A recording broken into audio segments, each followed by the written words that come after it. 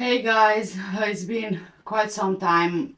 Today I have for you a true crime case, a word in Romanian, and I would also do my makeup at the same time. Now, just a warning, this video will be quite a long video. But before we get started, I just really wanted to thank everyone for all of your support and for all of your supportive comments throughout the difficult time that I'm in, or I don't even have many words. I'm sorry guys, I'm really struggling to focus here. One good thing is that, I've done my script for this video way before everything happened, so I'm reading off the screen here, and that's not going to be an issue. The information is going to be as accurate as I possibly could find online during my research quite some time ago. So anyway, before we get started, the word for today in Romanian is condoleanțe. Condoleanțe. Condoleanțe. Well done guys, you just said condolences. And I'm hoping I am pronouncing this right, although at this point I'm really struggling with anything and everything, and focusing and stuff like that, so I do apologize if the pronunciation is not right. Now, because I'm not sure that you've seen my latest video, as you might be aware, my father, my dad, he passed away on the 2nd of December, so it was just a couple of weeks ago. What is it, 2 weeks ago? Yeah. He was only 56 years old, and he had a heart condition. He actually had a heart attack a few years ago. He was meant to be on medication. He was also diabetic. He was meant to be on medication. He didn't trust medication. He didn't believe in medication, and so he didn't take the medication he was meant to. And because of that, he died of a stroke. He died on his way to the hospital in the ambulance, and according to his autopsy results, he died of a stroke and also pneumonia, because he had a long-term coldness, which he didn't treat, which developed into pneumonia. So yeah, just an advice to you guys: if you need to take medication, please do take medication. I don't believe in medication either, but I also can't risk not taking medication in case I'm wrong about things, because you never know. My dad, he didn't believe in medication, and he was actually trying to treat his heart condition with natural stuff, natural remedies. He would look up online recipes, all sorts of recipes that he would do at home, as in, mix chili peppers with ginger and stuff like that, and drink the concoction, if you will, in the morning, which obviously didn't help him. I'm not saying that herbal remedies don't help, but all I'm saying is that if you are only finding your information online, you can't really trust that information that it is right, or you are not sure of the dosage you are supposed to be taking, of the length of time you are supposed to be taking it for, and so on and so forth. Now, honestly, I'm devastated. And the worst thing is that I can't cry. I cannot cry. I am on antidepressants, and because of that, it kind of stops me from crying. But there are moments where you feel like the only proper release for you is crying, but I am not able to cry. But I'm going to say one thing: throughout all this time, my husband, he cried for me as well. He cried like a baby. There's a very weird connection that me and my husband, we have, as in, he can feel my pain, I can feel his pain. If something is wrong with me, he can feel that something is wrong with me, and the other way around, which is something that I've never ever experienced in my life before being with him. But it wasn't even from the beginning. It was after our second child was born. Right after he was born, we had this connection, which is very, very hard to explain. And so I'm really grateful to my husband that he cried for me as well as for himself. I wasn't very close to my father, but of course he was still my father. And As you can probably tell, I am in mourning, and I will be in mourning for at least 40 days. It's not because I have to. I really want to. I feel that I need to do it for myself and also for my dad. So the makeup in this video is not going to be colorful because part of my mourning is that I cannot wear color. Well, I can if I want to, but the proper way is to wear black. So I'm going to be wearing black as a sign of respect to my father. And that's the reason why my makeup is not going to be very colorful now. Also, I don't know how I'm going to be throughout this video.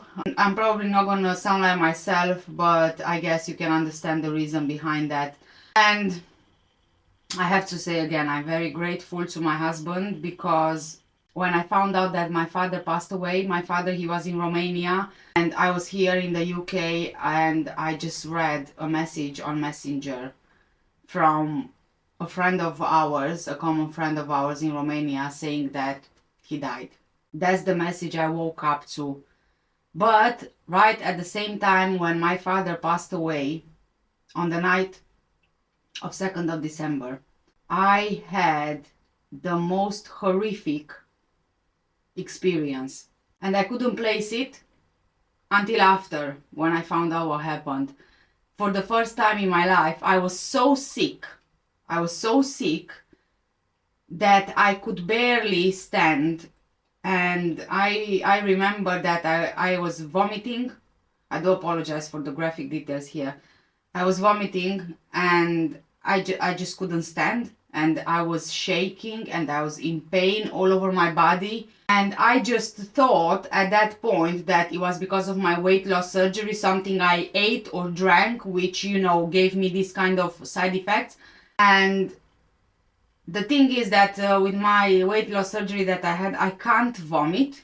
I will bring something up like liquid, but I can't vomit. So I did vomit, again liquid, but it was very bitter tasting, very weird tasting. It's something that I never experienced before, and it made me feel so sick afterwards that I was actually moaning in pain, so much so that my husband heard me from the bedroom. I was in the kitchen, he was upstairs in the bedroom, and he ran downstairs to check up on me, and he had to hold me because I just couldn't. I was too weak to even hold myself to stand. And the next day after I found out what happened with my father, I realized that that happened to me right at the time when he passed away. I'm not sure what pain he went through, but I feel like perhaps I felt that he's going, and you know, I couldn't place it. I thought it's just me and my surgery that I had.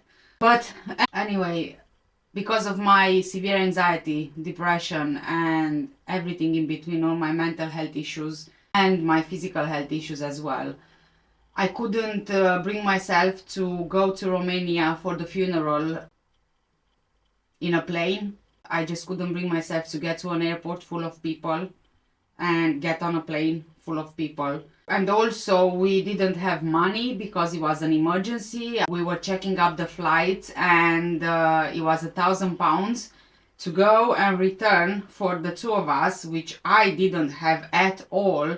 So because of my struggles as well as the financial side of things, my husband drove us in our car to Romania, almost 2,000 miles on the road.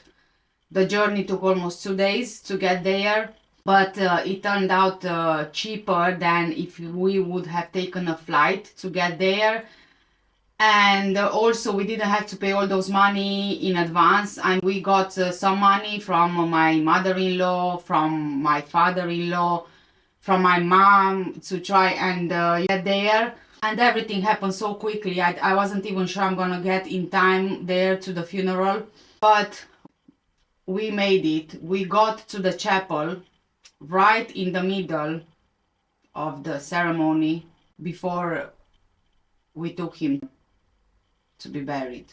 I saw him, and I'm gonna tell you one thing, guys. This is from my own experience. I don't know if you've experienced this. The only time I've seen someone dead, passed away, as when I was about 10 or 11 years old, and he was my step grandfather, I think, yeah, my step grandfather.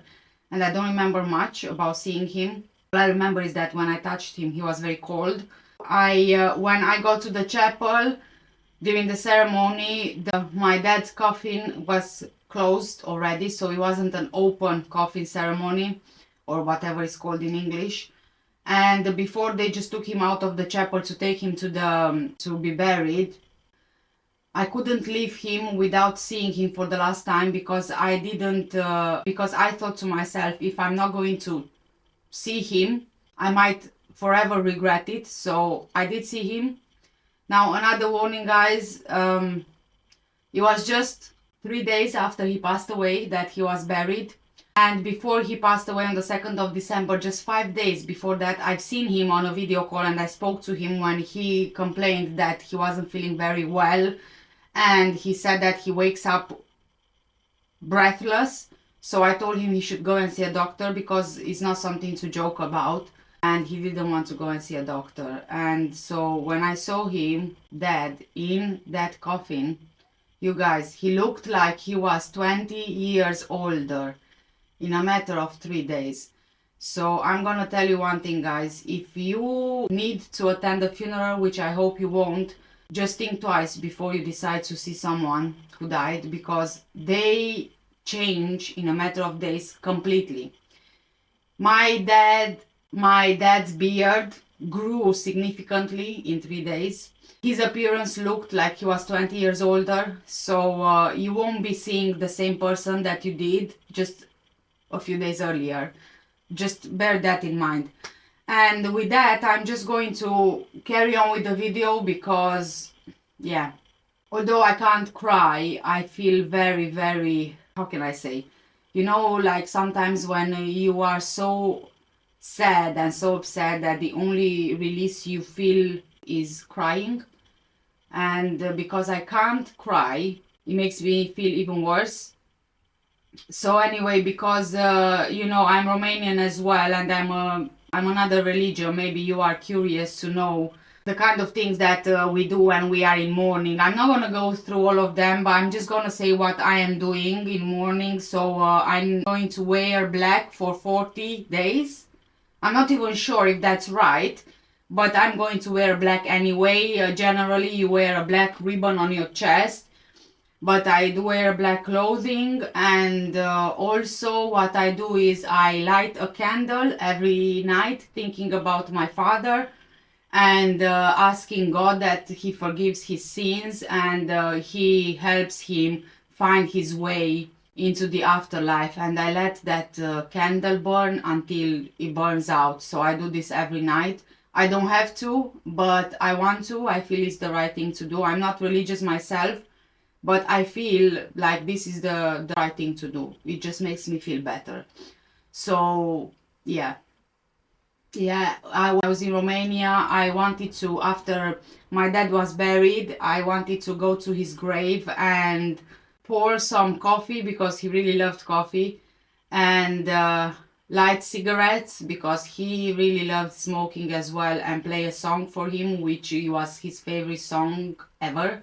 But sadly, I didn't have time to do that as well, because on top of the funeral and people visiting and everything else, we had to sort out legal paperwork, me and my sister, in terms of what he had left, his estate, which was not a fun thing to do. And it was always like going here, going there, going everywhere, you know, trying to find out what we can do. I was lucky with my sister, because my sister being in Italy, she got there quicker than I did. She took a flight as well, and she got there quicker, and she was the one who made the arrangements for the funeral, because it was only my grandmother there, my dad's mom, and she was completely devastated, and she had no idea what to do, where to go. Luckily, she had friends who helped her and supported her, and also financially, because she didn't have money. I didn't have money to give her. My sister didn't have money. It cost around how much? £1,000 for the funeral. Yes, £1,000 for the funeral. That's a lot of money in Romania. and we actually had a friend who loaned my grandmother money to make the arrangements for the funeral. So it wasn't a smooth thing, which I wouldn't expect it to be smooth anyway. But yeah, I'm going to carry on with the video, guys, because I don't feel like I wanna talk about this any longer. Okay, today's case is a very well-known one, and at the same time I must say it's really scary.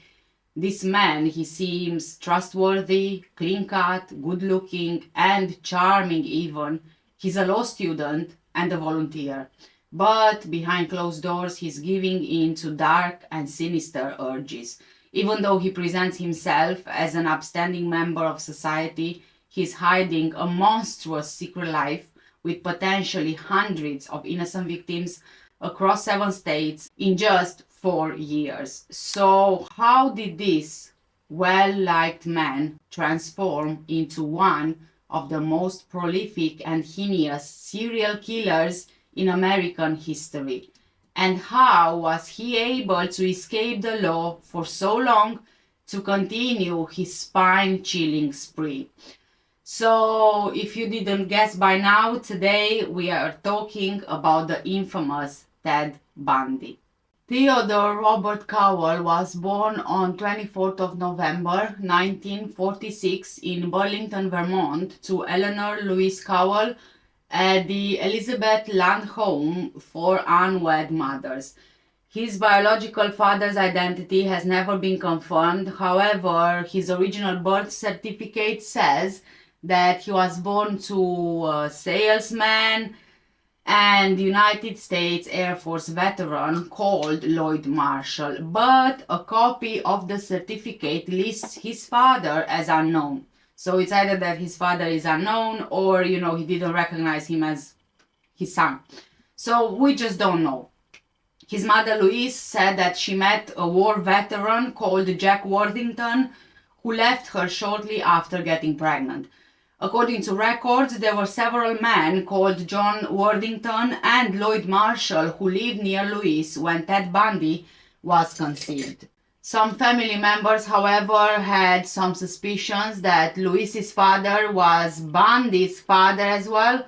So, kind of like the incest story. But in the 2020 documentary Crazy, Not Insane, psychiatrist Dorothy Otno Lewis claimed that she received a sample of Bundy's blood and the DNA test confirmed that he wasn't in fact a product of incest. So I don't know, I guess it's just already too overwhelming.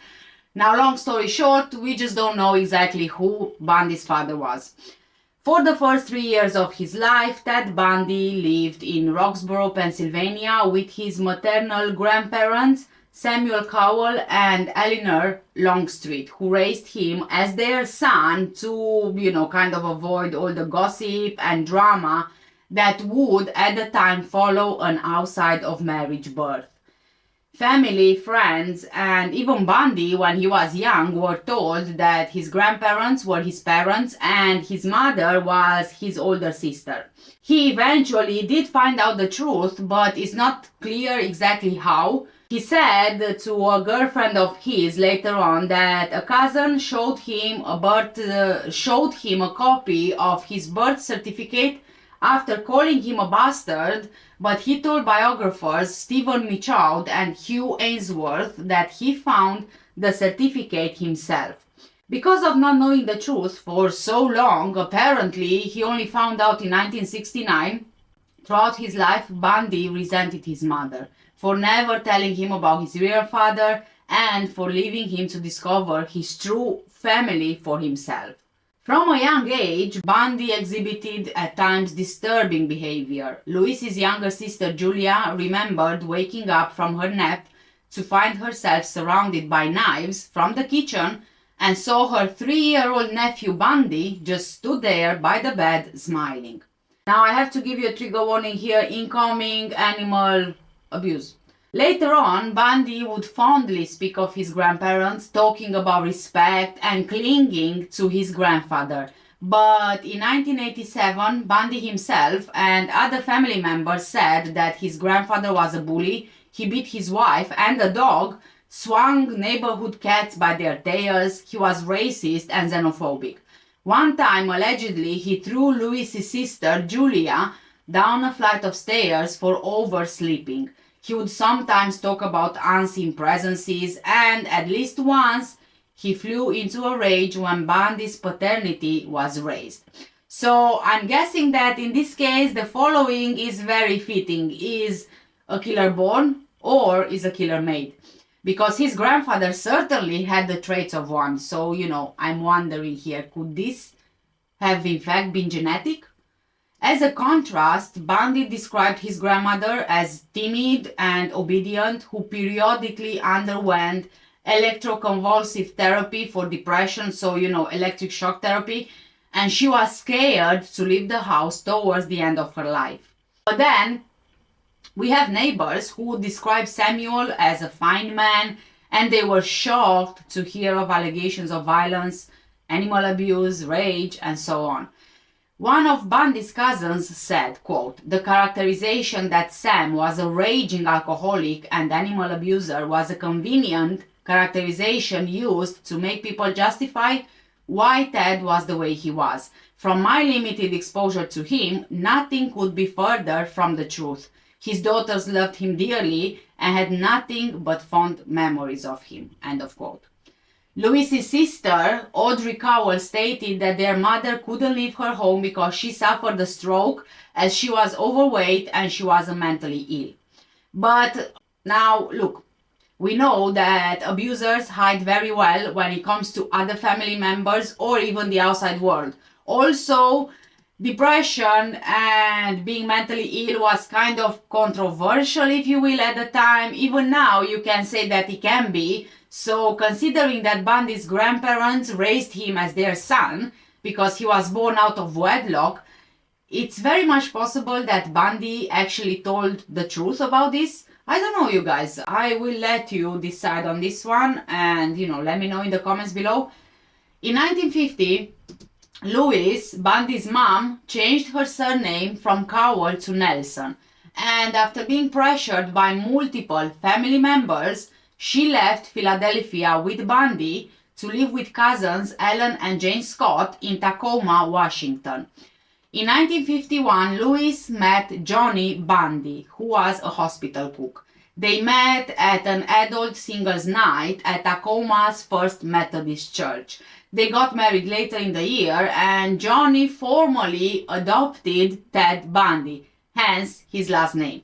Johnny and Louise had 4 children together, and even though Johnny tried to include Bundy in camping trips and other family activities, Bundy remained distant from him, and he later complained to a girlfriend that Johnny was not his real father, he wasn't very bright, and didn't make much money. And talking about his time in Tacoma, Bundy actually gave different accounts to different people, so again, we don't know which one is which.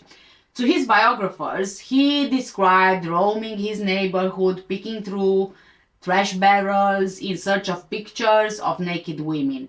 He said that he would drink a lot of alcohol and canvass the community late at night in search of undraped windows where he could watch women or undressing or whatever else could be seen. But he told attorney Polly Nelson that he went through detective magazines and crime novels searching for stories which involved sexual violence, particularly when the stories had pictures of dead or restrained women. In a different account, he said that he never read detective magazines.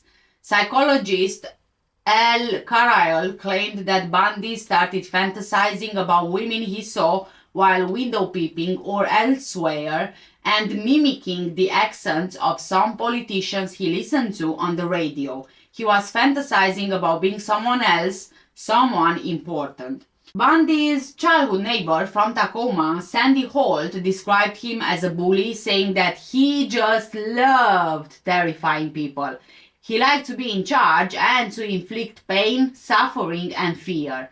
She also alleged that Bundy engaged in animal cruelty, saying that he hung one of the stray cats in the neighborhood from one of the clothesline in the backyard, then doused it in lighter fluid and set it on fire. Sandy said she heard the cat squealing.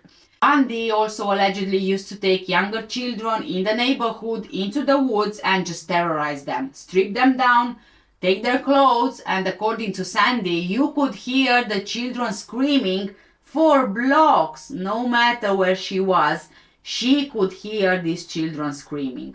According to Bundy himself, as a teenager, he chose to be alone because he couldn't understand interpersonal relationships. He had no natural sense of how to make friends. Some people saw him as shy and introverted. He wouldn't go to dances, beer drinking outings, or, kind of socialize in any way as a teenager. But classmates from Woodrow Wilson High School said that Bundy was well known and liked, like a medium-sized fish in a large pond. Bundy's only significant hobby was downhill skiing, which he practiced with stolen equipment and falsified lift tickets. During high school, he was arrested at least twice on suspicion of burglary and motor vehicle theft. When he was 18 years old, the details of the incidents were actually expunged from his record. After graduating from high school in 1965, Bundy went to University of Puget Sound for 1 year before he transferred to the University of Washington to study Chinese. In 1967, he became romantically involved with Diane Edwards, a classmate of his. In his biographies, she would be referred to by a few nicknames, most commonly Stephanie Brooks. Bundy saw her as the woman of his dreams. She was like no other girl he'd ever seen, and he considered her the most beautiful and sophisticated creature possible, later describing her as the only woman he ever loved. In early 1968, Bundy dropped out of college and he worked a few minimum wage jobs. He also volunteered at the Seattle office of Nelson Rockefeller's presidential campaign and became Arthur Fletcher's driver and bodyguard during Fletcher's campaign for lieutenant governor of Washington state. Diane, the girl of Bundy's dreams, graduated in the spring of 1968 and left Washington for San Francisco. Bundy visited her later in the year after he earned a scholarship to study Chinese at Stanford University that summer. In August, he attended the 1968 Republican National Convention in Miami, but shortly after, Diane ended their relationship and went back to her family home in California. Diane was actually frustrated by what she described as Bundy's immaturity and lack of ambition. Psychiatrist Dorothy Lewis would later pinpoint this crisis as probably the pivotal time in his development. Devastated by this breakup, Bundy traveled to Colorado and then further east, visiting relatives in Arkansas and Philadelphia and enrolling for 1 semester at Temple University. It was also at this time, in the early 1969, that is believed Bundy visited the Office of Birth Records in Burlington and confirmed his true parentage. By the fall of 1969, Bundy was back in Washington when he met Elizabeth Kluffer, identified in his biography as Meg Anders, Beth Archer, or Liz Kendall. Elizabeth was a single mother from Ogden, Utah, who worked as a secretary at the University Washington School of Medicine. Bundy and Elizabeth didn't have a great relationship, but it continued even after his initial incarceration in Utah in 1976. Bundy became a father figure to Elizabeth's daughter Molly, who was 3 years old when he started dating her mother. He stayed in her life until she was 10 years old, after he had been arrested. As an adult, Molly mentioned incidents beginning at age 7 in which Bundy was abusive or sexually inappropriate with her. This included Bundy hitting her in the face, knocking her down, putting her at risk of drowning, indecent exposure, and sexual touching disguised as accidents or games. In 1970, Bundy re-enrolled at University of Washington, this time as a psychology major. He became an honor student and he was well regarded by his professors. In 1971, he took a job at Seattle's Suicide Hotline Crisis Center. There, he met and worked alongside Ann Rule, a former Seattle police officer and aspiring crime writer who would later write one of the definitive Bundy biographies, The Stranger Beside Me. And saw nothing disturbing in Bundy's personality at the time, and she even described him as kind and empathetic. After graduating in 1972, Bundy joined Governor Daniel J. Evans's re-election campaign.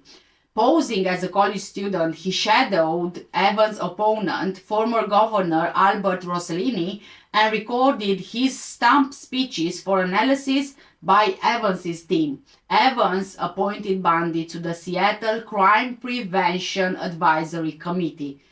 Oh boy, can you see where this is going? And all the while, we already know what Bundy did. But I also think that Bundy is taking all of these qualifications and jobs to prove to Diane, the woman of his dreams who left him because of his lack of ambition, that he can be ambitious and achieve anything. And this will actually make sense later on. So after Evans was re-elected, Bundy was hired as an assistant to Ross Davis, chairman of the Washington State Republican Party. Davis described Bundy as smart, aggressive, and a believer in the system.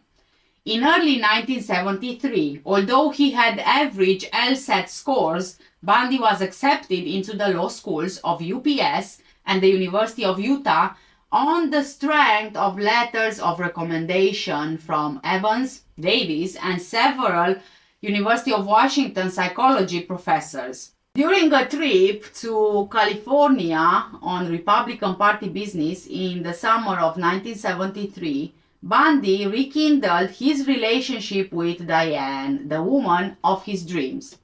She was amazed at his transformation into a serious and dedicated professional who was on the verge of a significant legal and political career. Bundy, however, continued dating Elizabeth as well. The women, they didn't know of each other's existence. In the fall of 1973, he enrolled at UPS Law School and continued his relationship with Diane, who flew to Seattle several times to stay with him.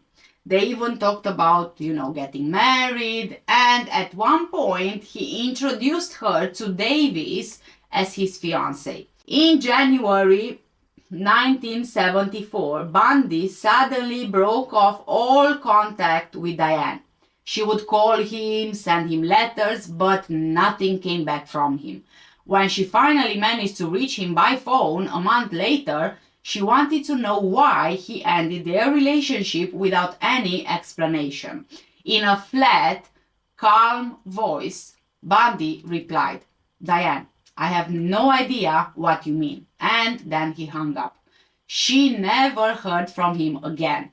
Bundy later said, "I just wanted to prove to myself that I could have married her." And that's why I said earlier about why he took all those qualifications and important jobs.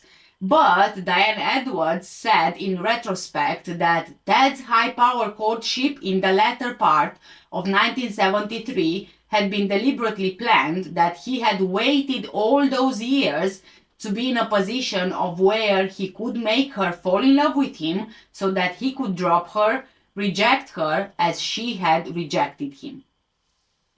By then, Ted Bundy started skipping classes at law school, and by April 1974, he stopped attending entirely, as young women began to disappear in the Pacific Northwest. Police in the Pacific Northwest are in a panic. Women are missing across Oregon and Washington. Women are disappearing at an alarming rate, and law enforcement has very few leads. Over the spring and summer, in just 6 months, 6 women are abducted. But the panic reaches sky high when Janice Ann Ott and Denise Marie Neslund vanish in the middle of the day from a popular and crowded beach at Lake Sammamish State Park. These are the boldest of the abductions, which would also lead to the first break in the case. It's not known for sure when or where Bundy began killing women because he told different stories to different people and he refused to give specifics of his earliest crimes, even as he confessed in graphic detail to dozens of later murders in the days before his execution. He told his lawyer, Polly Nelson, that he attempted his first kidnapping in 1969 in Ocean City, but didn't kill anyone until sometime in 1971 in Seattle. He told psychologist Art Norman that he killed 2 women in Atlantic City while visiting family in Philadelphia in 1969. He hinted to homicide detective Robert D. Keppel that he committed a murder in Seattle in 1972 and another murder in 1973, which involved a hitchhiker near Tumwater, but he refused to go into details. But investigators believe that he might have started killing as a teenager. His earliest documented homicides were committed in 1974 when he was 27 years old. By his own admission, by then he mastered the necessary skills long before DNA profiling to leave minimal incriminating forensic evidence at crime scenes. I guess that the detective magazines he allegedly read but didn't, kind of came in handy. So, circling back to Janice and Denise, the girls who disappeared from the beach. 4 witnesses, women, described an attractive young man wearing a white tennis outfit with his left arm in a sling, speaking with a light accent, maybe Canadian or British. Introducing himself as Ted, he asked for their help in unloading a sailboat from his tan or bronze-colored Volkswagen Beetle. 3 women actually refused, but 1 woman accompanied him as far as his car. She saw that there was no sailboat, so she just ran away. 3 additional witnesses saw him approach 23-year-old Janice Ann Ott, a probation caseworker at the King County Juvenile Court, with the same sailboat story, and the witnesses watched her leave the beach in his company. Around 4 hours later, Denise Marie Neslund, a 19-year-old woman who was studying to become a computer programmer, left a picnic to go to the restroom. She never returned. Bundy told biographer Stephen Michaud and Special Agent William Hagmeyer of the FBI Behavioral Unit that Janice was still alive when he returned with Denise, and he forced one to watch as he assaulted and murdered the other, but he later denied it. King County Police, finally armed with a detailed description of their suspect and his car, posted flyers throughout the Seattle area. A composite sketch was printed in regional newspapers and broadcast on local TV stations. After the description is released to the public, the police is contacted by 4 people who give the same Seattle resident, Ted Bundy. Elizabeth Kluffer, who was Bundy's ex-girlfriend, and Rule, the former police officer, a Department of Emergency Services employee, and the University of Washington psychology professor, all recognized the profile, the sketch, and the car, and they reported Bundy as a possible suspect. Although the police received numerous tips, they dismissed Ted Bundy straight away. They believed that a clean-cut law student with no criminal record would just be impossible to be the kidnapper because he just doesn't fit the profile.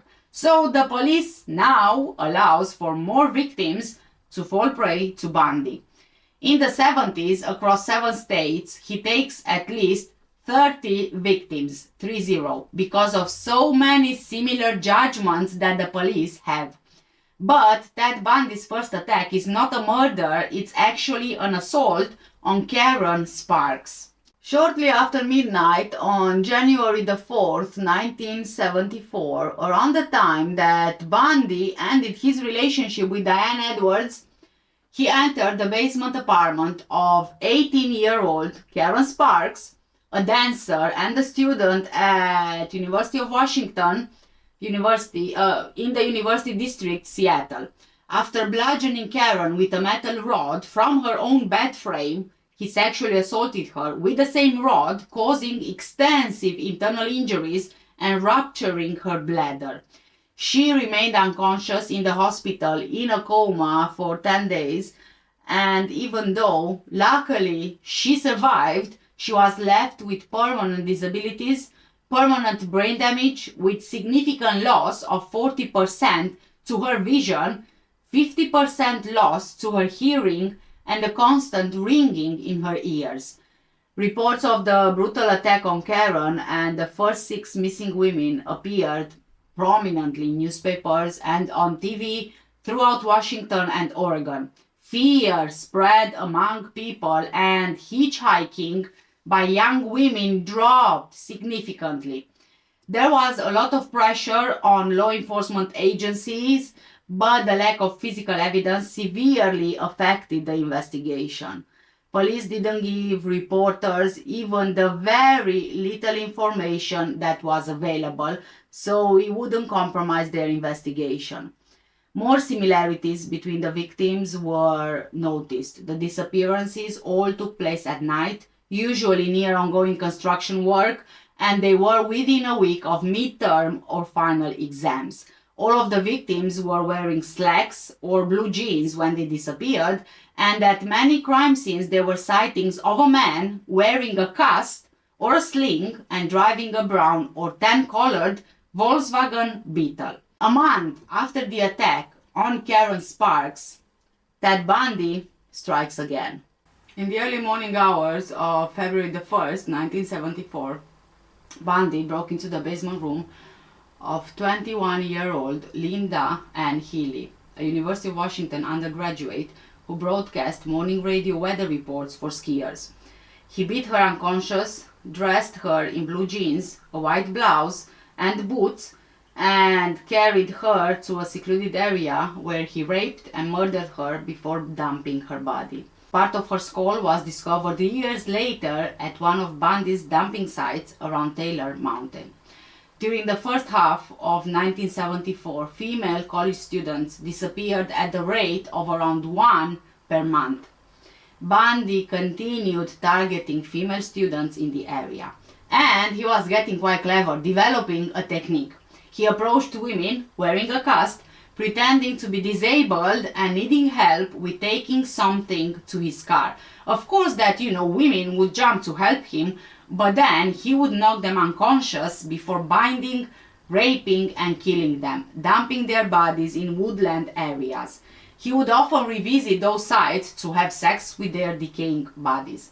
He would sometimes decapitate his victims and keep the skulls as trophies. On March the 12th, Donna Gail Manson, a 19-year-old student at Evergreen State College in Olympia, 60 miles southwest of Seattle, left her dormitory to attend a jazz concert on campus, but she never arrived. Bundy claimed that he took Donna's skull to his girlfriend's house after her rape and murder before burning it in the fireplace down to the last ash in a fit of paranoia and cleanliness. On April 17th, 18-year-old Susan Elaine Rancourt disappeared while she was on her way to her dorm room after an evening advisors meeting at Central Washington State College in Ellensburg, 110 miles southeast of Seattle.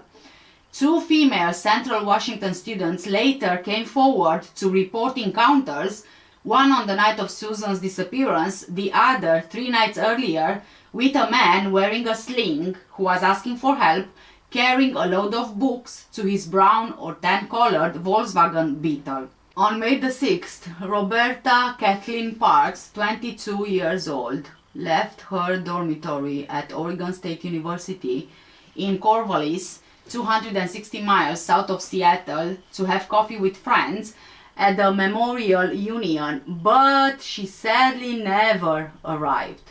Bundy claimed that he spotted her in the cafeteria and persuaded her to go with him to a bar. After they got into his car, he tied her up and gagged her, then drove her back to Washington to be killed, raping her twice on the way. Investigators from Seattle and King County started getting really concerned. There was no significant physical evidence, and the missing women had very little in common, apart from, similar appearances. Young, attractive, white college students with long hair parted in the middle. On June the 1st, 22-year-old Brenda Carol Ball disappeared after leaving the Flame Tavern in Berrien near Seattle-Tacoma International Airport. She was last seen in the parking lot talking to a brown-haired man with his arm in a sling. Bundy later said that he brought Brenda back to his home where they had consensual sex before he strangled her while she was asleep. However, this didn't really explain the extensive damage done to her skull. In the early hours of June 11, 18-year-old university student Georgianne Hawkins went missing while walking down a brightly lit alley between her boyfriend's dormitory residence and her sorority house. Next morning, 3 Seattle homicide detectives and a criminalist searched the entire alleyway on their hands and knees, but they found no evidence. Bundy later said that he lured Georgianne to his car and knocked her unconscious with a crowbar. After he handcuffed her, he drove her to Issaca, a suburb 20 miles east of Seattle, where he strangled her and spent the entire night with her body. He went back to the alley the morning after, and unbelievably, in the middle of the major crime scene investigation, Bundy found and picked up Georgianne's earrings and one of her shoes. He left these in the adjoining parking lot and he left with them without being seen. Bundy revisited Georgianne's corpse 3 different times. After she went missing, her car was publicized, so witnesses naturally came forward reporting that they saw a man in an alley behind a nearby dormitory on the night of her disappearance. This man was on crutches with a leg cast and he was struggling to carry a briefcase. One woman remembered the man asking her to help him carry the case to his car, which was, guess what car? A light brown Volkswagen Beetle. During this time, Bundy was working in Olympia as the assistant director of the Seattle Crime Prevention Advisory Commission, where he even wrote a pamphlet for women on rape prevention. The irony, right? He later worked at the Department of Emergency Services, an agency involved in the search for the missing women. At his department, he actually met and began dating Carol Ann Boone, a mother of 2 who was divorced twice. Carol Ann would play an important role in the final phase of Bundy's life 6 years later. On September the 6th, 2 grouse hunters stumbled across the skeletal remains of Janice Ott and Denise Neslund near a service road in Issaca, 2 miles east of Lake Sammamish State Park. An extra femur and several vertebrae found at the site were later identified by Bundy as those of Georgianne Hawkins. 6 months later, forestry students from Green River Community College discovered the skulls and mandibles of Linda Healy, Susan Rancourt, Roberta Parks, and Brenda Ball on Taylor Mountain, where Bundy frequently hiked just east of Issaca. Donna Manson's remains were never recovered. The absence of clothing and jewelry recovered led investigators to believe that the bodies were left and discarded at the scene naked. In August 1974, Bundy received a second acceptance from the University of Utah Law School, and moved to Salt Lake City, leaving his girlfriend Elizabeth Cluffer in Seattle. While he called her often, he dated at least a dozen other women. As he studied the first year law curriculum a second time, he was devastated to find out that the other students had an intellectual capacity that he just didn't. He found the classes incomprehensible, and it was quite disappointing to him. More homicides happened the following month, including 2 that would remain undiscovered until later on when Bundy actually confessed to them. On September the 2nd, Bundy raped and strangled an unidentified hitchhiker in Idaho, then returned the next day to photograph and dismember the corpse before disposing of the remains in a nearby river. On October the 2nd, he abducted 16-year-old Nancy Wilcox in Holiday, Utah, a suburb of Salt Lake City. He confessed that Nancy was walking on a poorly lit main roadway when he parked his car and forced her into an orchard.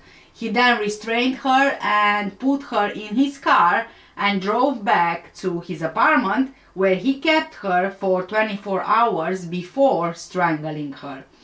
He told investigators that her remains were buried near Capitol Reef National Park, 200 miles south of Holiday, but her remains were never found. On October the 18th, Melissa Ann Smith, the 17-year-old daughter of the police chief of Midvale, another Salt Lake City suburb, disappeared after leaving a pizza parlor at around 9:30 p.m. Her nude body was discovered in a nearby mountain area 9 days later. The post-mortem examination indicated that she may have stayed alive for up to 7 days after her disappearance. On October 31st, 17-year-old Laura Ann Amy disappeared 25 miles south of Lehigh after leaving a Halloween party by herself just after midnight. She was last seen trying to hitchhike. Her naked body was found by hikers 9 miles to the northeast in American Fork Canyon on Thanksgiving Day. The medical examiner estimated that Laura had died on November 20th, 20 days after her disappearance. Both Melissa and Laura were beaten, raped, sodomized, and strangled with nylon stockings. Years later, Bundy described his post-mortem rituals with the corpses of Melissa and Laura, including hair shampooing and application of makeup. In the late afternoon of November the 8th, Bundy approached 18-year-old telephone operator Carol Daronch at Fashion Place Mall in Murray, less than a mile from the Midway restaurant where Melissa was last seen. Bundy identified himself as Officer Roseland of the Murray Police Department, and he told Carol that someone tried to break into her car. He asked her to go with him to the police station to file a complaint. When she pointed out to Bundy that he was driving on a road which didn't really lead to the police station, he immediately pulled onto the shoulder and tried to handcuff her. During their struggle, without realizing, he actually fastened both handcuffs to the same wrist, so Carol was able to open the door and escape.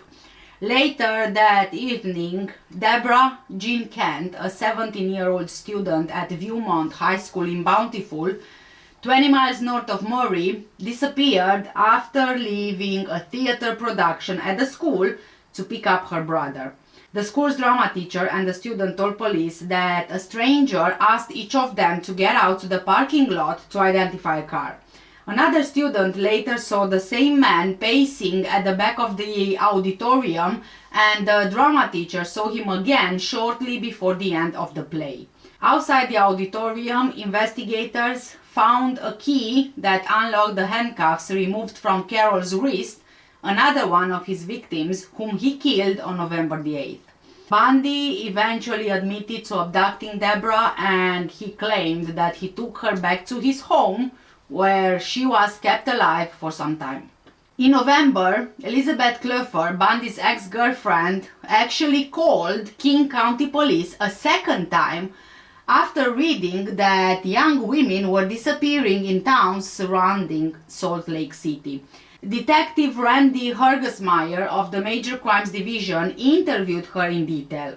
By then, Bundy rose considerably on the King County suspects list, but the Lake Sammamish witness, considered most reliable by detectives, failed to identify Bundy from a photo lineup.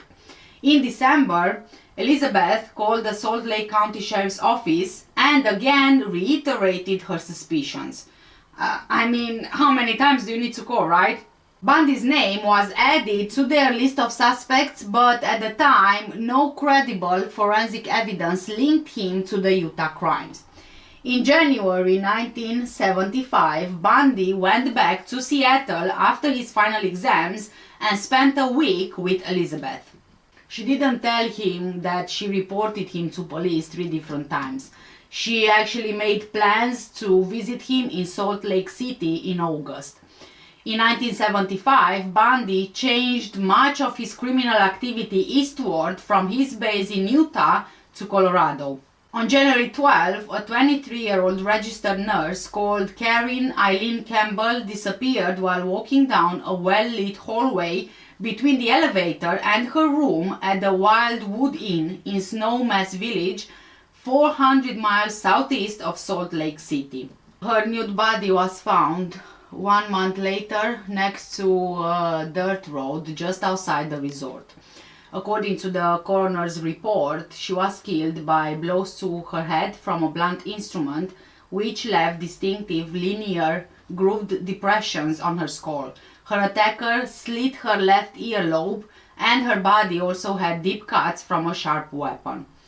On March 15, 100 miles northeast of Snowmass, Vail ski instructor Julie Lyle Cunningham, 26 years old, disappeared while walking from her apartment to a dinner date with a friend.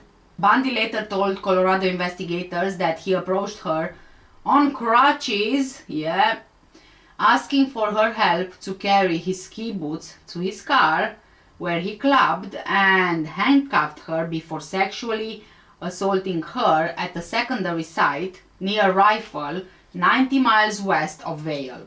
He said that Julie regained consciousness at one point and she actually tried to escape, but he caught her and strangled her before disposing of her body in a shallow grave near Rifle, Colorado.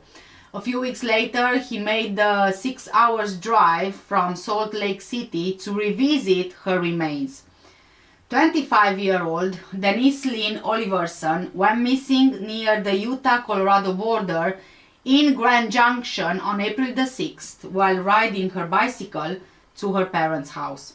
Her bike and sandals were found under a viaduct near the railroad bridge. Bundy said he abducted Denise, killed her in his car near the Utah state line, and dumped her body in the Colorado River. His admission was supported by gas receipts which showed that he was in the city on the exact same day that Denise went missing. On May the 6th, Bundy parked outside of the Alameda Junior High School in Pocatello, Idaho, 160 miles north of Salt Lake City, and after seeing 12-year-old Lynette Dawn Culver walking by herself, he lured her into his car before driving her to his Holiday Inn hotel room. He then raped her and drowned her in the bathtub. He disposed of her body in the Snake River north of Pocatello. In mid-May, 3 of Bundy's co-workers from the Department of Emergency Services, including Carol Ann Boone, visited him in Salt Lake City and stayed for a week in his apartment. He then spent a week in Seattle with Elizabeth Clover in early June, and they talked about getting married next Christmas. Elizabeth didn't say anything to him about her contact with police. He didn't tell her that he was in a relationship with Carol as well, or a romance with a Utah law student known in various accounts as either Kim Andrews or Sharon. On June 28, 15-year-old Susan Curtis vanished from the campus of Brigham Young University in Provo, 45 miles south of Salt Lake City. She was attending the Bountiful Orchard Youth Conference and was last seen on the first day of the conference when she left her friends to walk back to her dormitory about a quarter-mile away to brush her teeth. Sadly, she never made it. Her murder actually became Bundy's last confession. The bodies of victims Nancy Wilcox, Deborah Kent, Julie Cunningham, Denise Oliverson, Lynette Culver, and Susan Curtis were never recovered. In Washington state, investigators were still struggling to analyze the Pacific Northwest murder spree that ended as suddenly as it started. They had an overwhelming amount of data, but they didn't really have a system at the time, so investigators resorted to the then innovative strategy of compiling a database. They didn't have one. They used the King County payroll computer, a primitive machine by contemporary standards, but it was the only one available to them. After adding in the list, they had compiled classmates and acquaintances of each victim, Volkswagen owners called Ted, which was quite obvious at this point, I guess, known sex offenders, etc. They queried the computer for coincidences, and with all of the primitive system, out of thousands of names, 26 turned up on 4 lists. And one of them was, guess who? Mr. Ted Bundy. Detectives also manually compiled a list of their 100 best suspects, and Bundy made that list as well. He was at the top of the pile of suspects when word came from Utah of his arrest. The reality, however, is that police was contacted several times about him by friends, by people who knew him, co-workers, even professors, but police never took this seriously because, he just didn't fit the profile. On August the 6th, 1975, Ted Bundy was arrested by Utah patrol officer Bob Hayward in Granger, another Salt Lake City suburb. And, you think it's over, right? I mean, I guess you should know better than that. The officer observed Bundy cruising a residential area in his Volkswagen Beetle during the pre-dawn hours. So it was during the early morning when it was still dark. After he saw the patrol car, Bundy drove at high speed, attempting to lose it. So the officer, Bob, he noticed that the Volkswagen's front passenger seat was removed and placed on the rear seats, and so he found this weird and stopped Bundy and searched the car. He found a ski mask, a second mask made from pantyhose, a crowbar, handcuffs, trash bags, a coil of rope, an ice pick, and other items initially presumed to be burglary tools. Big mistake? You know what they were, right? They were his kill kit. Bundy explained away to Bob the officer that the ski mask was for, skiing, that he found the handcuffs in a dumpster, very convenient, and everything else were just common household items. However, Detective Jerry Thompson remembered a similar suspect and car description from the November 1974 Carol Daronch kidnapping, and Bundy's name from Elizabeth's phone call a month later. In search of Bundy's apartment, police found a guide to Colorado ski resorts with a checkmark by the Wildwood Inn and a brochure which advertised the Viewmont High School play in Bountiful, where Deborah Kent had disappeared. And with all of this, police still didn't have enough evidence to detain Bundy. So, voila, Bundy was released. Such a stupid move, if you ask me, because Bundy later said that when the police, they were searching his place, they missed a hidden collection of Polaroid photos of his victims, which he then destroyed after he was released. There you go. Salt Lake City Police placed Bundy on 24-hour surveillance, and Detective Thompson flew to Seattle with 2 other detectives to interview Elizabeth Klopfer. Finally, after so many calls and reports. She told them that in the year before Bundy moved to Utah, she found some objects that she couldn't understand in her house and also in Bundy's apartment. This included crutches, a bag of plaster of Paris that Bundy admitted stealing from a medical supply house, and a meat cleaver which was never used for cooking. She also found surgical gloves, an oriental knife in a wooden case that Bundy kept in his glove compartment, and a sack full of women's clothing. Bundy was constantly in debt, and Elizabeth suspected that he stole almost everything of value that he had. When she confronted him over a new TV and stereo, he warned her, "If you tell anyone, I'll break your effing neck." She said that Bundy became very upset whenever she wanted to cut her hair, which was long and parted in the middle. She would sometimes wake up in the middle of the night to find him under the bed covers with a flashlight examining her body. He kept a lug wrench taped halfway up the handle in the trunk of her car, which was another Volkswagen Beetle, which he usually borrowed for protection. Detectives confirmed that Bundy he was not with Elizabeth on any of the nights during which the Pacific Northwest victims vanished, nor on the day that Janice Ott and Denise Naslund were abducted from Lake Sammamish State Park. Shortly after, Elizabeth was interviewed by Seattle homicide detective Kathy Mackenzie and found out of the existence of Diane Edwards and her short engagement to Bundy around Christmas 1973. In September, Bundy sold his Volkswagen Beetle to a Midvale teenager. Then Utah police impounded the car and FBI technicians dismantled and searched it.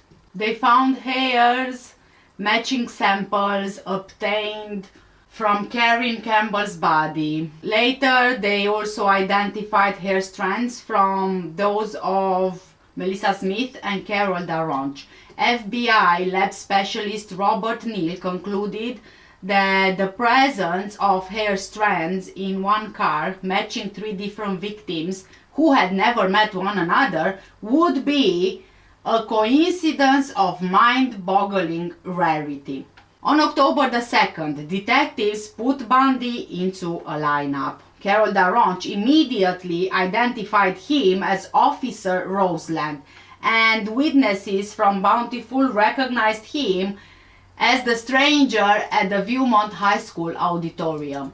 There was insufficient evidence to link him to Deborah Kent, whose body had not yet been found, but they had more than enough evidence to charge him with aggravated kidnapping and attempted criminal assault in the Carol Daronch case. He was freed on $50,000 bail paid by his parents, and he spent most of the time between indictment and trial in Seattle, living in Elizabeth's house. Seattle police didn't have enough evidence to charge him in the Pacific Northwest murders, but they kept him under close surveillance. In November, the 3 main Bundy investigators, Jerry Thompson from Utah, Robert Keppel from Washington, and Michael Fisher from Colorado, met in Aspen, Colorado, and exchanged information with 30 detectives and prosecutors from 5 different states.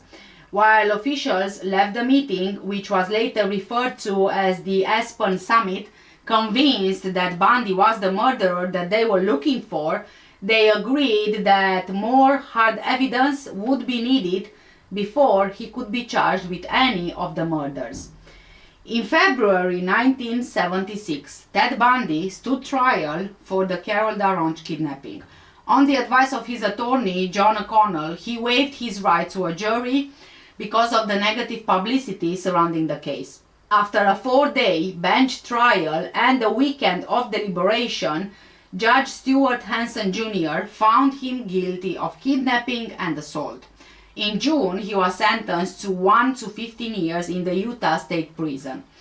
In October, he was found hiding in bushes in the prison yard carrying an escape kit, road maps, airline schedules, and a social security card. He ended up spending several weeks in solitary confinement.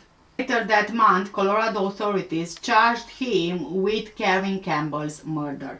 After some resisting, he finally waived extradition proceedings and was transferred to Aspen in January 1977.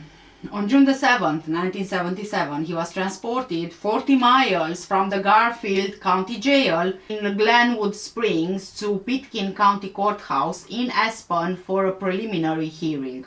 He chose to serve as his own attorney, and so he was excused by the judge from wearing handcuffs or leg shackles. Oh God, I have to say, I don't know why the law allows the suspect to represent themselves in court. Is just beyond me, really, especially in murder cases, and you will see what I mean soon. During a break, Bundy asked to visit the courthouse's law library to research his case. While he shielded himself from his guard's view behind the bookcase, he opened the window and jumped to the ground from the second story, injuring his right ankle as he landed. And so, with this, Bundy escaped. He limped through Aspen, then hiked south onto Aspen Mountain. Near its summit, he broke into a hunting cabin and he stole food and also a rifle. The next day, he left the cabin and he went south toward the town of Crested Butte, but he got lost in the forest. For 2 days, he tried to find his way out, but he missed 2 trails which led downward to his intended destination. On June the 10th, he broke into a camping trailer on Maroon Lake, 10 miles south of Aspen, taking food and a ski parka, but instead of carrying on southward, he walked back north towards Aspen, managing to avoid roadblocks and search parties along the way. 3 days later, he stole a car at the edge of Aspen Golf Course. He then drove back into Aspen, where 2 police officers noticed his car weaving in and out of its lane, so they pulled him over. He had been a fugitive at that point for 6 days. In the car were maps of the mountain area around Aspen that prosecutors were using to demonstrate the location of Karen Campbell's body.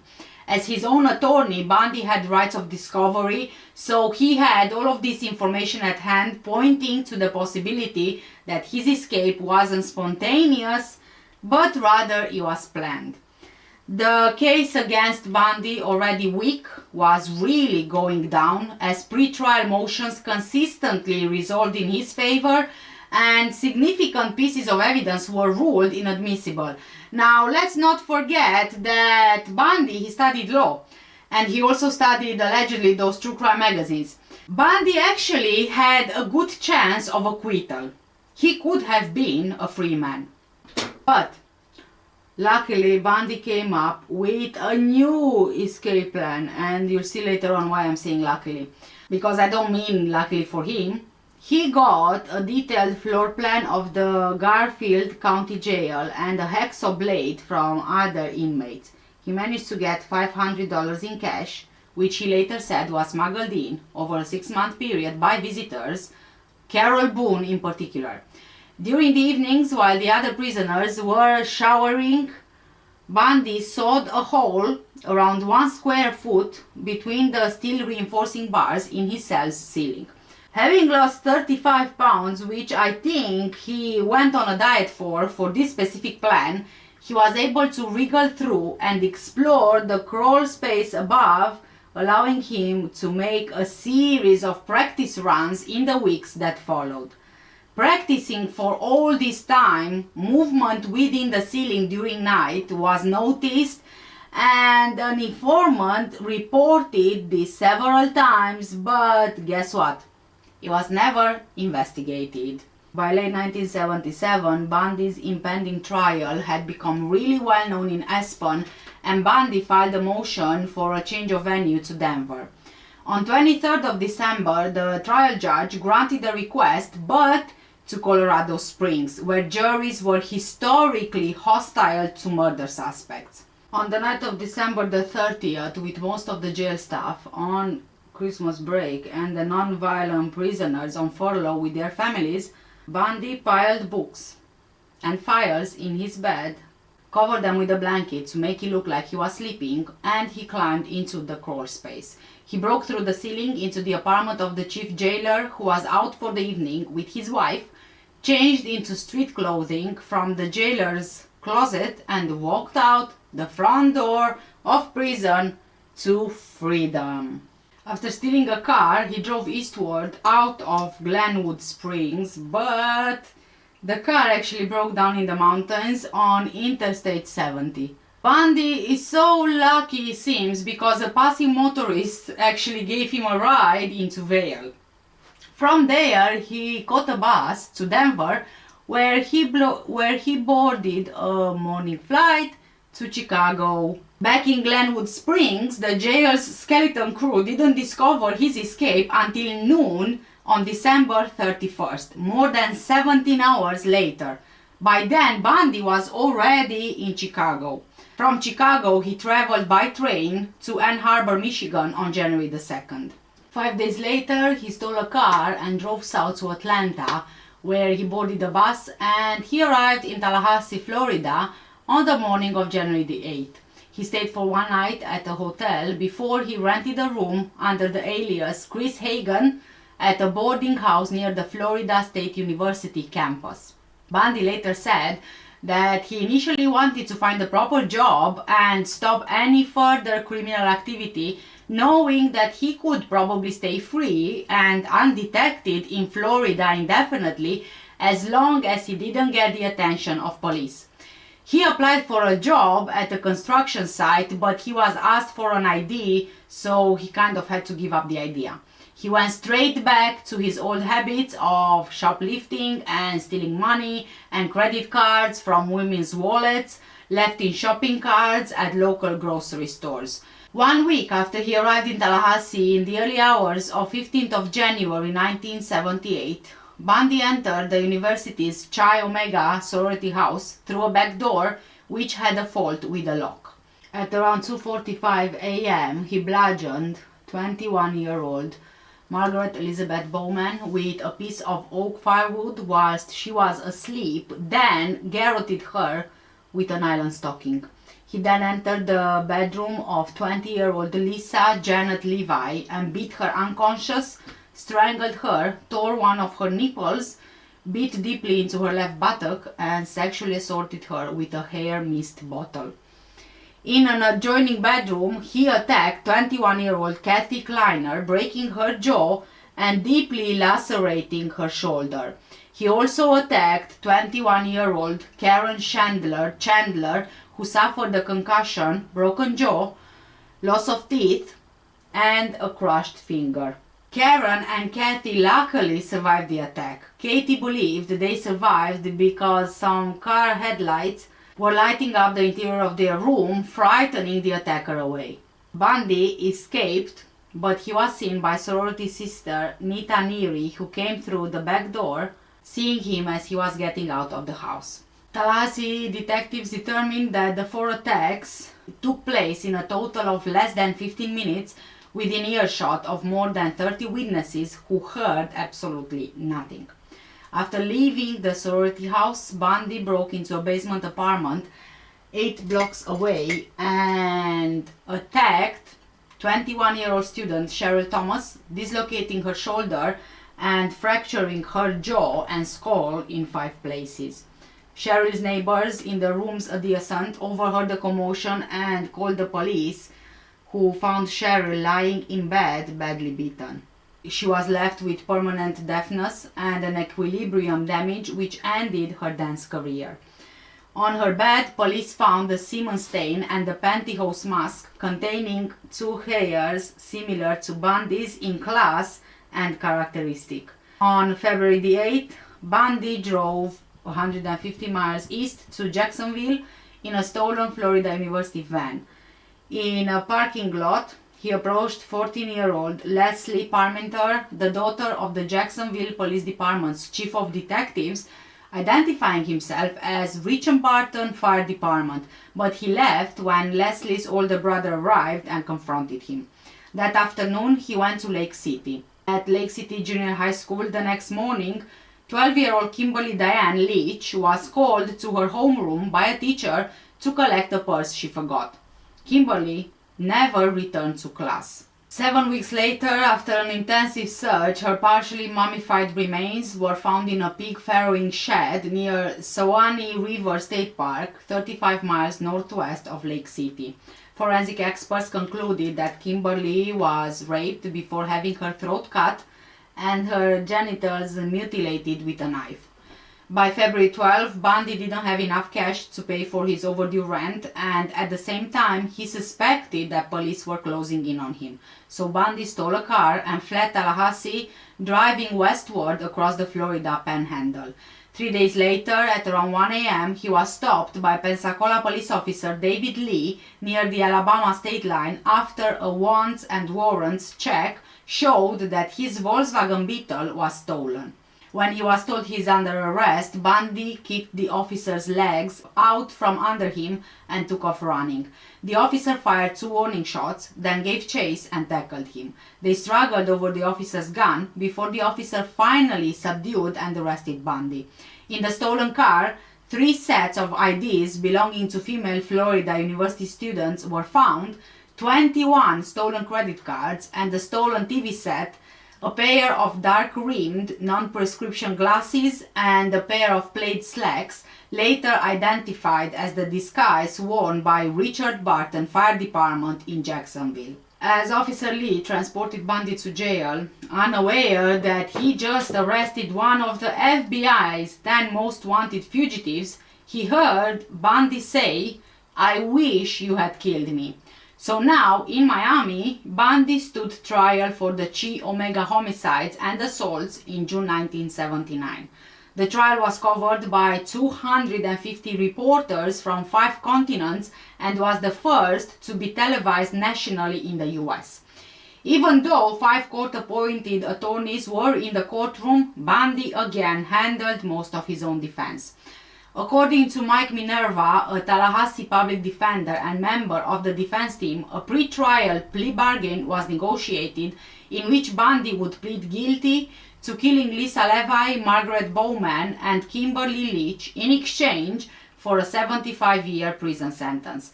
Prosecutors were flexible to a deal by one account because prospects of losing at trial were very good.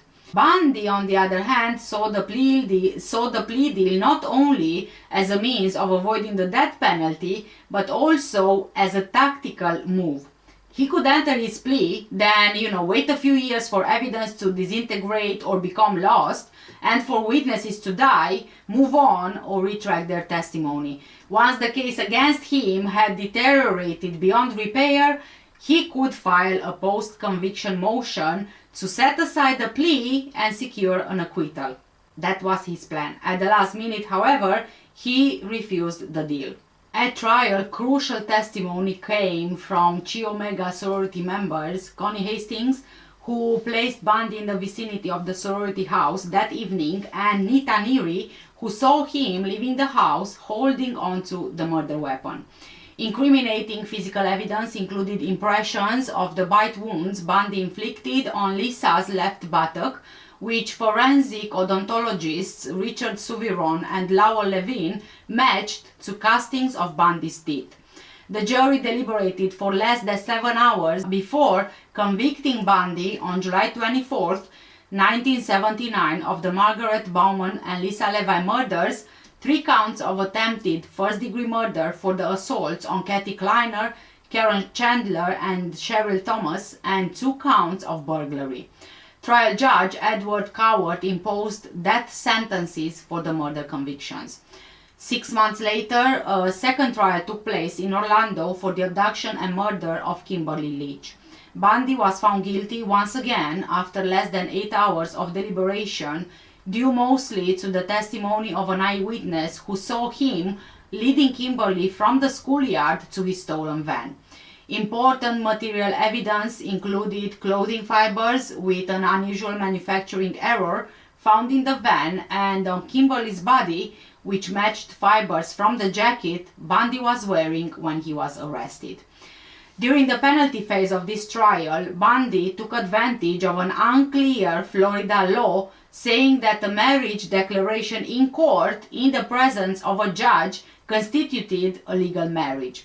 As he was questioning Carol Boone, his girlfriend, who moved to Florida to be near Bundy, testifying on his behalf during both trials and again testifying on his behalf as a character witness, Bundy asked her to marry him.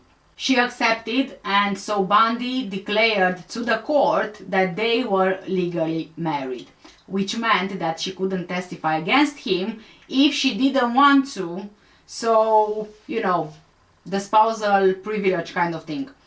On February the 10th, 1980, Bundy was sentenced for a third time to death by electrocution. As the sentence was announced, he allegedly stood and shouted, "Tell the jury they were wrong."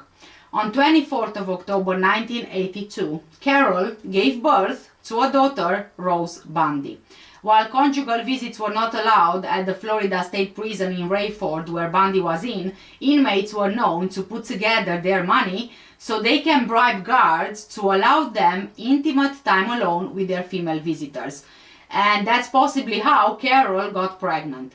Shortly after the Kimberly Leach trial finished and the beginning of the long appeals process that followed, Bundy initiated a series of interviews with Stephen Michaud and Hugh Ainsworth. Speaking mostly in third person to avoid the stigma of confession, he began for the first time to divulge details of his crimes and thought processes. Bundy spoke about his career as a thief, confirming Elizabeth's long-time suspicion that he shoplifted everything of substance that he owned. Bundy said that the big payoff for him was actually possessing whatever he stole. He enjoyed having something which he wanted, so he just went out and got it. He said that sexual assault fulfilled his need to totally possess his victims. At first, he killed his victims as a matter of expediency, to eliminate the possibility of being caught. But later, murder became part of the adventure. Quote, "The ultimate possession was in fact the taking of the life, and then the physical possession of the remains." End of quote. Bundy also confided in Special Agent William Hagmaier of the FBI Behavioral Analysis Unit. Hagmaier was shocked by the deep satisfaction that Bundy took in murder. He said that after a while, murder is not just a crime of lust or violence. It becomes possession. They are part of you. The victim becomes part of you, and you two are forever one. And the grounds where you kill them or leave them become sacred to you, and you will always be drawn back to them. Bundy told Hagmaier that he considered himself to be an amateur, an impulsive killer in his early years before moving into what he named his prime or predator phase at around the time of Linda Healy's murder in 1974. This suggested that he began killing well before 1974, although he never explicitly admitted doing so. In July 1984, prison guards found two hacksaw blades hidden in Bundy's cell. A steel bar in one of the cell's windows had been sewed completely through at the top and bottom and glued back into place with a homemade soap-based adhesive. Several months later, guards found an unauthorized mirror, and so Bundy was moved to a different cell. I guess he was trying to escape again, obviously. In early 1986, an execution date of March the 4th was set on the Chi Omega convictions. Then, the US Supreme Court issued a brief stay, but the execution was quickly rescheduled. In April, the new date of July the 2nd was announced. Bundy finally confessed to Hagmaier and Nelson what they believed was the full range of his depredations, including details of what he did to some of his victims after their deaths. He told them that he revisited Taylor Mountain, Issaquah, and other secondary crime scenes, often several times, to lie with his victims and perform sexual acts with their bodies until putrefaction forced him to stop. In some cases, he drove for several hours each way and stayed the whole night. In Utah, he applied makeup to Melissa Smith's face and repeatedly washed Laura Ames' hair. Bundy said, quote, "If you've got time, they can be anything you want them to be," end quote. He decapitated approximately 12 of his victims with a hacksaw and kept at least one group of severed heads in his apartment for some time before disposing of them. Less than 15 hours before the scheduled July the 2nd execution, the 11th Circuit Court of Appeals stayed the execution indefinitely and remanded the Chi Omega case for review on multiple technicalities, including Bundy's mental competency to stand trial and a mistaken instruction by the trial judge during the penalty phase requiring the jury to break a 6-6 tie between life imprisonment and the death penalty, which were never resolved. So, a new date for November 18th was then set, but the 11th Circuit Court issued a stay on November 17th. In 1988, the 11th Circuit ruled against Bundy, and in December, the Supreme Court denied a motion to review the ruling over the difference in opinions. Within hours of that final denial, an execution date of January 24th, 1989 was finally announced. With all of the appeal avenues exhausted and no further motivation to deny his crimes, Bundy agreed to speak openly with investigators. He confessed to Detective Keppel that he had committed all 8 of the Washington and Oregon homicides for which he was the prime suspect. He described 3 additional previously unknown victims in Washington and 2 in Oregon whom he declined to identify. He said he left a 5th corpse, Donna Manson's, on Taylor Mountain, but incinerated her head in Elizabeth's fireplace. Bundy confessed to detectives from Idaho, Utah, and Colorado that he committed numerous additional homicides, including several that were unknown to the police. He explained that when he was in Utah, he could bring his victims back to his apartment where he could reenact scenarios depicted on the covers of detective magazines. But Bundy was clever because he actually had a strategy. He was hoping to get another stay of execution. He withheld the details, saying that there were other victims buried in Colorado, but he refused to say anything more. In cases where he did give details, nothing was found. So, this time his strategy didn't really work. When it became clear that he would get no further stays of execution, Bundy supporters began lobbying for the only remaining option, executive clemency. Diana Weiner, a young Florida attorney and Bundy's last alleged love interest, asked the families of several Colorado and Utah victims to petition Florida Governor Bob Martinez for a postponement to give Bundy time to reveal more information.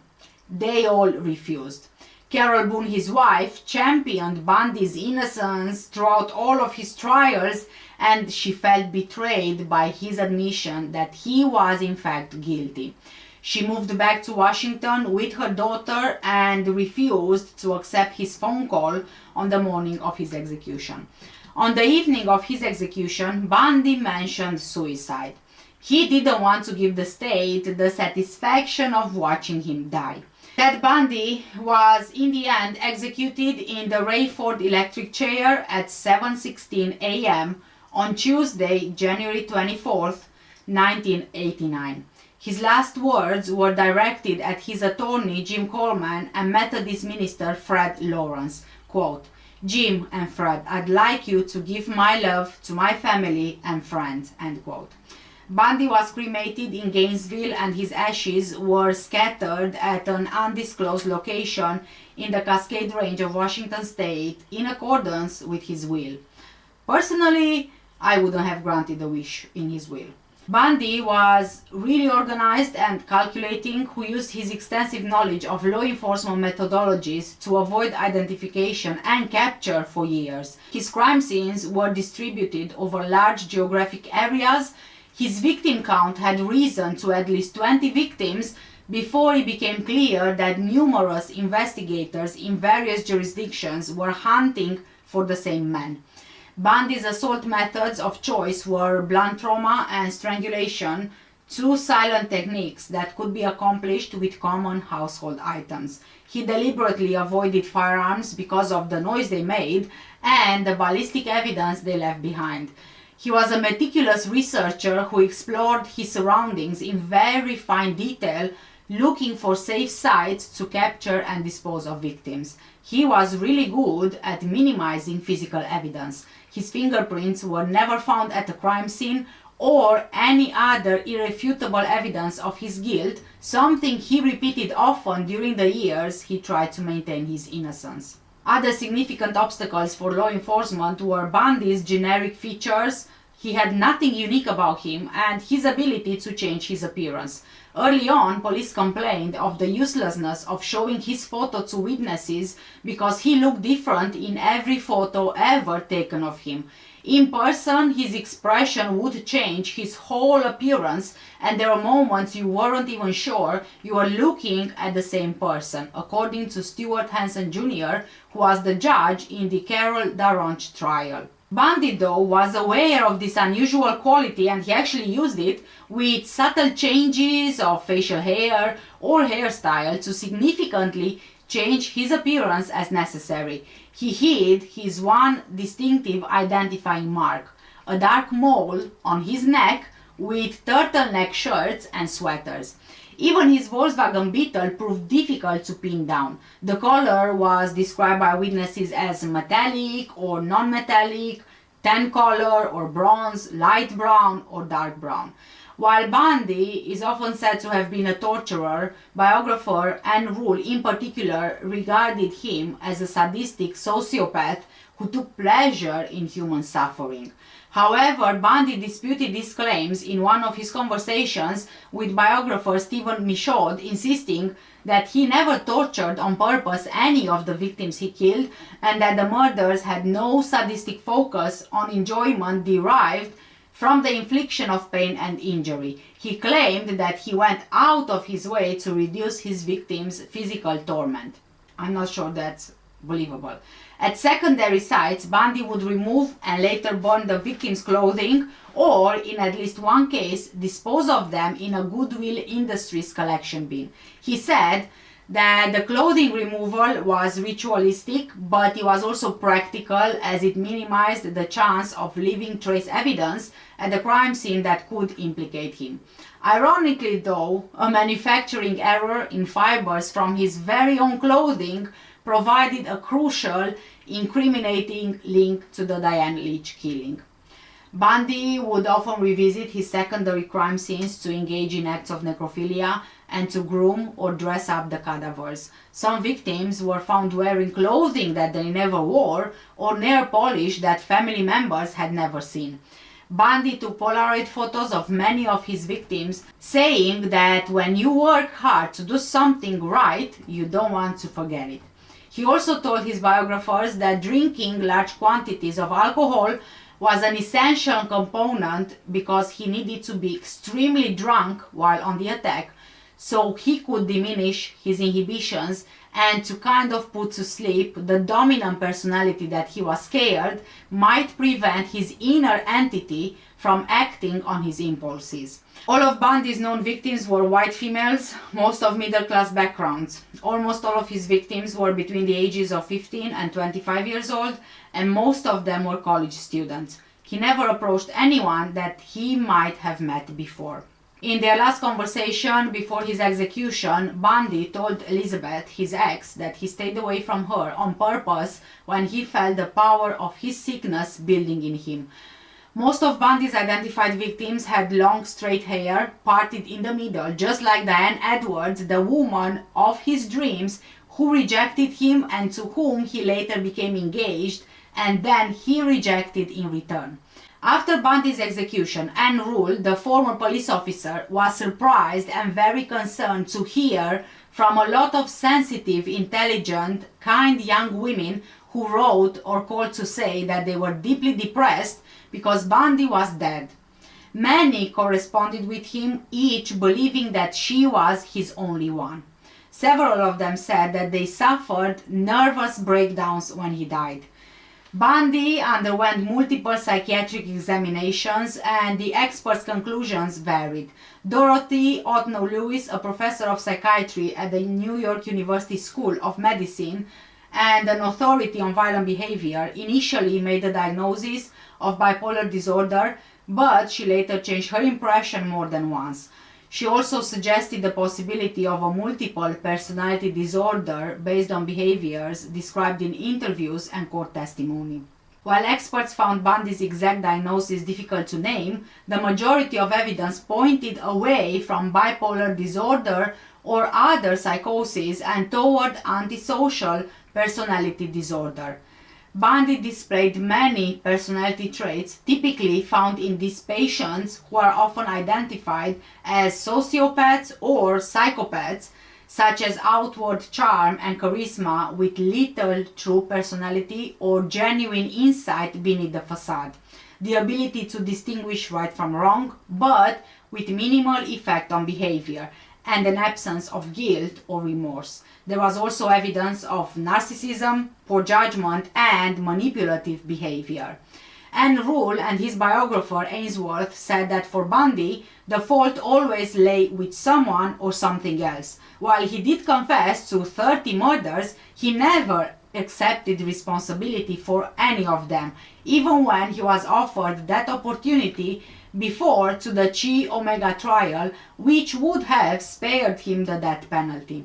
He shifted the blame onto a wide variety of scapegoats, including his abusive grandfather, the absence of his biological father, the concealment of his true parentage by his mother, alcohol, the media, the police whom he accused of planting evidence, society in general, violence on TV, and true crimes magazines and pornography. He blamed TV programming for brainwashing him into stealing credit cards. On at least one occasion, he even tried to blame his victims. Typical, it's never my fault, it's always someone else. The night before his execution, Bundy confessed to 30 homicides, but the true total remains unknown, and Bundy occasionally made cryptic comments to encourage speculation. He told Ainsworth in 1980 that for every murder publicized, there could be one that was not. When FBI agents proposed a total number of 36 murders, Bundy responded, "Add one digit to that and you'll have it."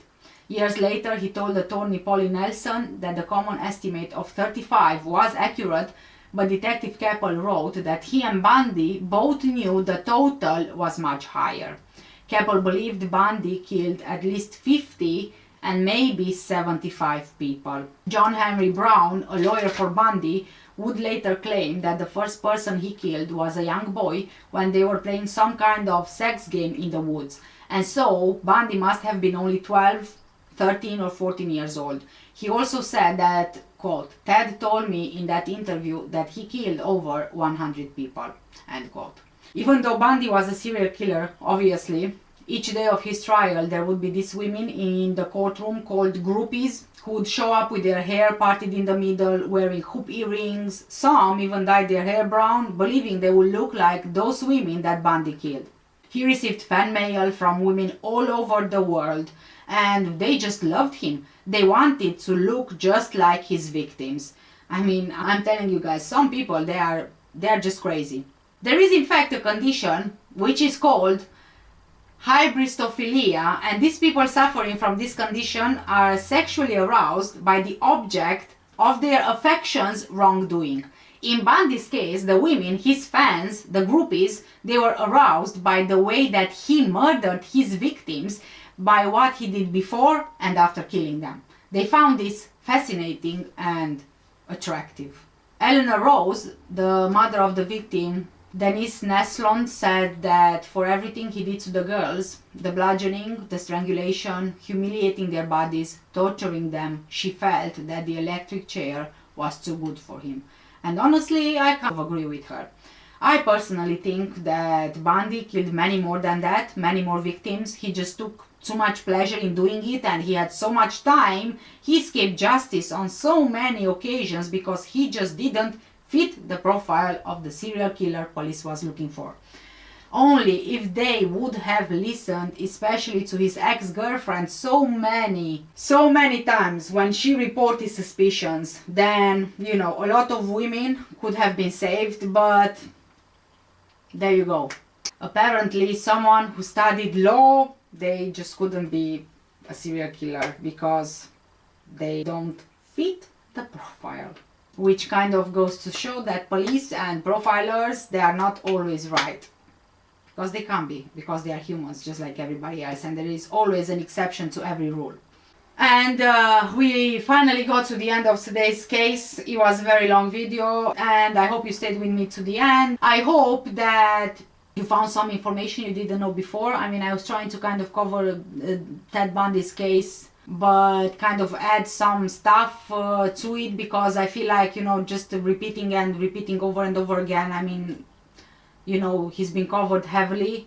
And I hope that you learned something new from this video. Please do let me know what do you guys think in the comment section down below. For now, take care, stay safe. I will see you in the next video, and if I post this video before Christmas, although that's unlikely, I wish you Merry Christmas. Otherwise, Happy Holidays, and I'll see you in the next one. Bye.